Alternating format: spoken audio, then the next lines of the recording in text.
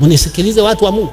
Katika tatizo ambalo lipo sasa hivi ni maombi. Watu hawawezi kuomba. Huwezi kushinda chochote if you are prayerless. Hauwezi. Na huyu mtindo wa mafuta na chumvi, moja ya mpango wa shetani kuhusu maji na mafuta na chumvi ni kuua maombi.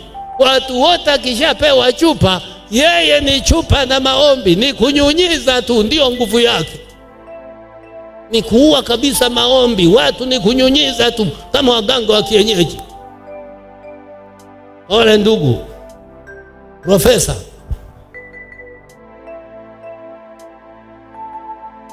unakuja na karatasi na daftari. Wengine mnakuja tu kama umekwenda stand kusubiri basi. Hata unapokwenda stand unaenda na tiketi. Wewe huna Biblia, huna chochote. Sasa haya matatizo. Ikijao nitakagua Biblia na madaftari. Wewe huna, ni mgeni. Au uko hapa? Waje tutakagua wazee wa kanisa, angalieni. Wewe hamna shida baba.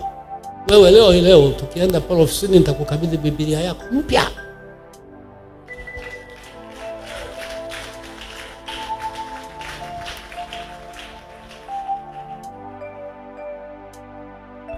Tatizo mijitu inakuja haina Biblia, haina cha kuandika. Angalia. Nitatoa mwelekezo kesho kutwa. Mnielewe, mimi sitaki washirika vibudu. Washirika vibudu hameni.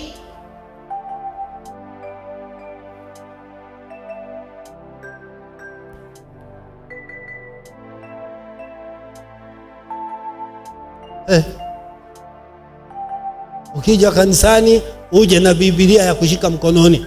Electronic Bible sizitaki. Hiyo itakuwa ya kwako nyumbani. Kwanza maneno mengi yamepunguzwa kwenye electronic Bibles.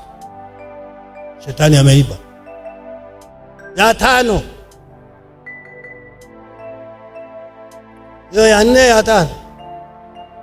5. Lazima awe mtu mwenye kuthubutu. Mwenye kuthubutu kwa imani.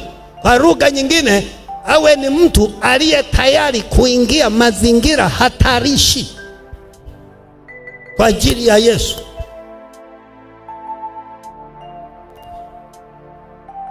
Amina. Kutoka sura ya Waebrania sura ya 11 mstari wa 24 hadi 27. Samueli wa kwanza sura ya 17 yote. Daudi anaondoka akamkabili Goliati.